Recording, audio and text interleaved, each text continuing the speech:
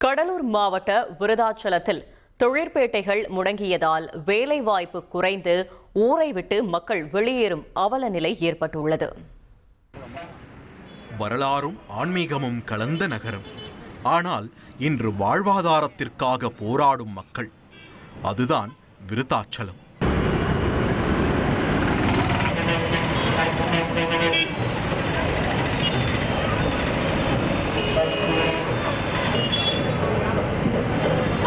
கடலூர் மாவட்டத்தில் அமைந்துள்ள விருதாச்சலம் பழமை வாய்ந்த விருத்தகிரீஸ்வரர் கோவில் காரணமாக ஆன்மீக முக்கியத்துவம் பெற்றது.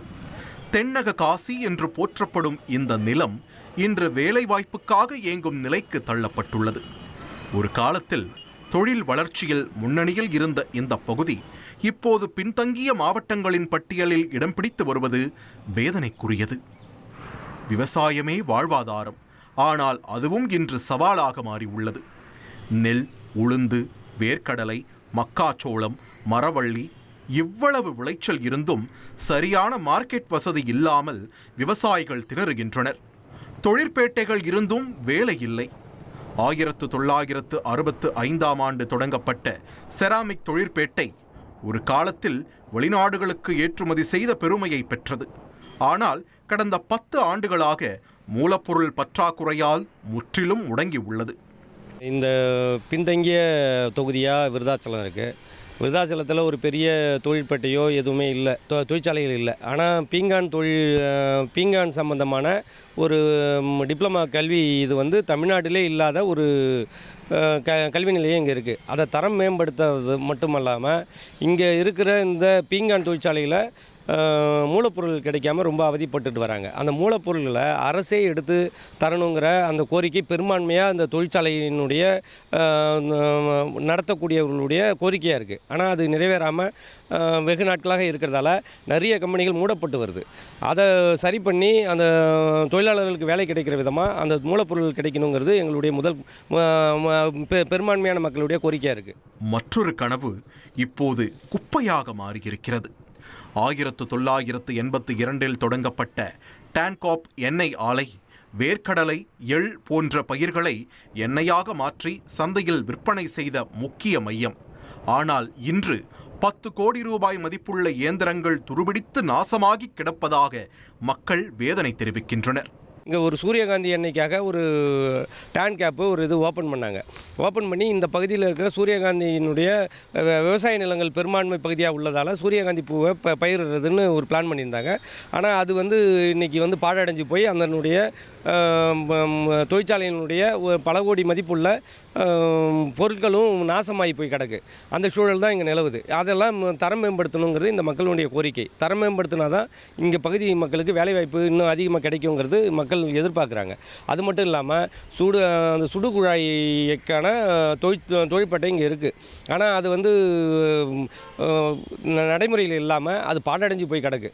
இது மாதிரி 3 தொழிற்சாலைகளுமே ஒரு பின்தங்கி போய் இருக்கிறதால இங்கே வேலைவாய்ப்புகளுக்கு சரியாக கிடைக்காம மக்கள் வெளி மாநிலங்களுக்கும் வெளி மாவட்டங்களுக்கும் வேலைகளை தேடி போக வேண்டிய கட்டாயம் இருக்குது. வாழ்வாதாரத்திற்கு வழி தேடும் மக்கள் அரசின் கவனத்தை எதிர்நோக்குகின்றனர். செராமிக் தொழிற்பேட்டைக்கு அரசே மூலப்பொருட்களை வழங்க வேண்டும். டான்காப் ஆலையை மீண்டும் செயல்படுத்த வேண்டும். பூ மார்க்கெட், மரவள்ளிக்கிழங்கு தொழிற்சாலை போன்றவை அமைக்க வேண்டும் என்று மக்கள் கோரிக்கை விடுத்துள்ளனர். வாக்குறுதிகள் நனவாகுமா? சட்டசபை தேர்தலின் போது முதல்வர் மு.க. ஸ்டாலின் விருதாச்சலத்தை தனி மாவட்டமாக மாற்றுவோம் என்று உறுதியளித்தார். ஆனால் இன்று வரை எந்த முன்னேற்றமும் இல்லாதது மக்களை சோகத்தில் ஆழ்த்தியுள்ளது.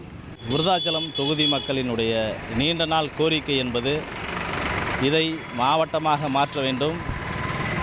மாவட்டமாக மாறுகிற போதுதான் இங்கே இருக்கிற மக்களின் வாழ்வாதாரம் நிலை உயரும். விவசாயிகளுக்கு உரிய மார்க்கெட் வசதி இங்கே கிடைக்கும். தொழிற்சாலைகள் இங்கே உருவாக்கப்படும். மருத்துவமனைகள் இங்கே புனரமைக்கப்படும். மாவட்ட கண்காணிப்பு மையம் இங்கே உருவாகும். இங்கே இருக்கிற கிராம மக்களுக்கு ஒரு பாதுகாப்பாக இருக்கும். விவசாயிகளுக்கும் அது ஏதுவாக அமையும். குறிப்பாக மகளிர் கல்லூரி இங்கே அமையும். அதனால் இந்த தொகுதி மக்கள் பயனடைவார்கள். வேலைவாய்ப்பு உருவாகும். தொழிற்சாலைகள் வரும். எனவே இப்படி பல்வேறுபட்ட நன்மைகள் இங்கே உருவாகும். இது மாவட்டமாக மாறினால் தொகுதி மக்கள் முழுவதும் நன்மை அடைவார்கள். இது நம்முடைய முதலமைச்சரே கூறியிருக்கிறார். ஏற்கனவே சென்ற ஆண்டு தேர்தலில் விருத்தாச்சலத்திற்கு வருகை தந்தபோது இதை மாவட்டமாக அறிவிப்பேன் என்று வாக்குறுதி கொடுத்தார். எனவே அடுத்த தேர்தல் வருகிற நிலையில் முதலமைச்சர் அவர்கள் இதை எப்படியாவது மாவட்டமாக அமைத்து தருவார் என்று தொகுதி மக்களின் சார்பில் நாங்கள் விரும்புகிறோம், வேண்டுகிறோம் என்பதை தெரிவித்துக் கொள்கிறேன். விருத்தாச்சலம் மீண்டும் எழுந்து நிற்குமா? தொழில் வளர்ச்சி, வேலை வாய்ப்பு, விவசாய முன்னேற்றம், இந்த மூன்றும் இணைந்தால்தான் இந்த மண்ணின் மக்கள் மீண்டும் முன்னேறுவர். இது ஒரு நகரத்தின் கதையல்ல, ஒரு தலைமுறையின் எதிர்காலம். ஒரு மாற்றத்திற்காக விருத்தாச்சலம் காத்திருக்கிறது. தந்தி டிவி செய்திகளுக்காக விருத்தாச்சலத்தில் இருந்து செய்தியாளர் தேவகிருஷ்ணன். 1,27,00,000 மனங்களை வென்ற தந்தி டிவி யூடியூப் சேனல். தவிர்க்க முடியாத தம்ப்நெயில்ஸ், கலக்கலான கான்டென்ட்ஸ். நீங்களும் இந்த குடும்பத்தில் இணைய இப்பவே சப்ஸ்கிரைப் பண்ணுங்க. அசுரபலம் கொண்ட எங்கள் டிஜிட்டல் கரங்களில் உங்கள் விளம்பரங்களை சேர்க்க வாட்ஸ்அப் பண்ணுங்க. 8939888838. Email advtthanditv@dttv.in.